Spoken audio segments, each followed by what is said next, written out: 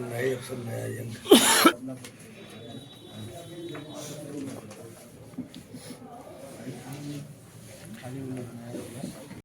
दिनांक 18/1/26 को सुबह लगभग 9 बजे हमारे यहाँ पे एक सूचना आई थी थाना लाइन बाजार क्षेत्र में खलीलपुर ग्राम में आकाश भास्कर नाम का व्यक्ति है। उसने सूचना दी कि मेरे भाई सूरज भास्कर को कोई सुबह 4 बजे आकर के मारपीट करके गया है और उसके पैर का पंजा काट दिया गया है।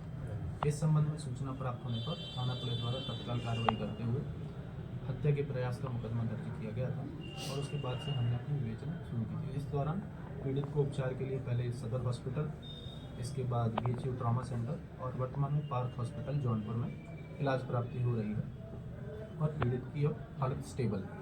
इस दौरान जो हमने विवेचना की और हमने पाया, पहले जिन व्यक्तियों पर पूछताछ करने और जिन व्यक्तियों पर आरोप लगाया जा रहा था उन सभी से पूछताछ इत्यादि करने पर हमें प्राप्त हुआ कि किसी बाहरी व्यक्ति की इसमें संलिप्तता नहीं है। इस चीज़ को कोरोबोरेट करने के लिए हमने इलेक्ट्रॉनिक एविडेंस इकट्ठा किया, CDR, टावर डंप और जो BTS एनालिसिस किया। उसके आधार पे जो हमारी विवेचना में निकल के आया कि यहाँ किसी अन्य व्यक्ति का आवागमन हुआ ही नहीं। और जिस तरह से सूचना बताई गई थी कि सुबह 5 बजे पीड़ित ने अपने घर में फ़ोन किया कि कोई लोग मुझे मार करके चले गए हैं और तब उसकी सूचना पे घर वाले वहाँ पर पहुँचे हैं। पीड़ित द्वारा बताया गया था कि ये रात में 12 बजे घटना हुई है। इससे 12 बजे से और सुबह 5 बजे तक के समय में हम लोग ये कोरोबोरेट नहीं कर पा रहे थे।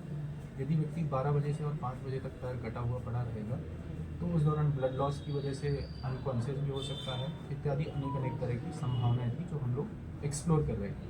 और चूँकि इलेक्ट्रॉनिक जो एविडेंस है वो ये सजेस्ट कर रहा था कि किसी भी तरह के बाहरी व्यक्ति की संलिप्तता नहीं है। इसके दौरान जो हमारी विवेचना हमने इसको ढूंढी, आसपास खेतों को ढूंढा गया तो कुछ एनास्थीसिया वाले इंजेक्शंस, सिरिंजेस इत्यादि का मिलना हुआ जिससे हमारे विवेचना में और इजाफा हुआ। इसके बाद पीड़ित के परिवार वालों से और पूछताछ करने पर जानकारी मिली कि पीड़ित MBBS की तैयारी कर रहा था और कहीं ना कहीं उसमें एडमिशन नहीं हो पाने के कारण मानसिक अवस्था भी ठीक नहीं थी और कहीं ना कहीं निराश था। और जो पीड़ित के CDR को एनालिसिस करने पर जिन लोगों से पीड़ित की बात होती थी, इसमें उसकी प्रेमिका का निकल कर आना प्राप्त हुआ। उससे बातचीत करने पर प्राप्त हुआ कि पीड़ित अक्टूबर में BHU गया था और अपने डिसेबिलिटी सर्टिफिकेट के संबंध में जो उसे प्राप्त नहीं हुआ था। इसके बाद और दस्तावेजों और अन्य एविडेंसेस को इकट्ठा करने पर हमें एक पीड़ित का नोट मिला।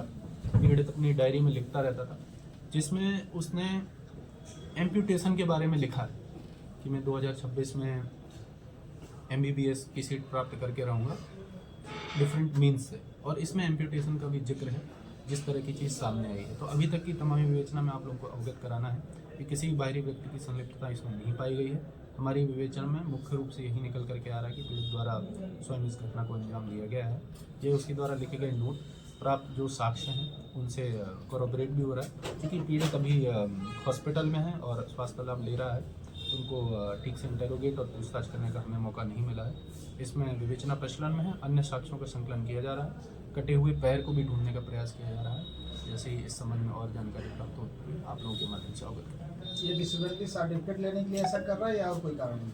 देखिए, अभी तक पीड़ित से पूछताछ करने का हमें मौका नहीं मिला है, लेकिन जो हमें नोट प्राप्त हुआ है या जो पीड़ित ने अपनी डायरी में लिखा है उसके माध्यम से हम यही निकल के आ रहा है कि MBBS की सीट प्राप्त करने के लिए कहीं ना कहीं डिसेबिलिटी सर्टिफिकेट प्राप्त करने के लिए काफ़ी लायक। उसके साथ कोई कार्रवाई भी होगी सर?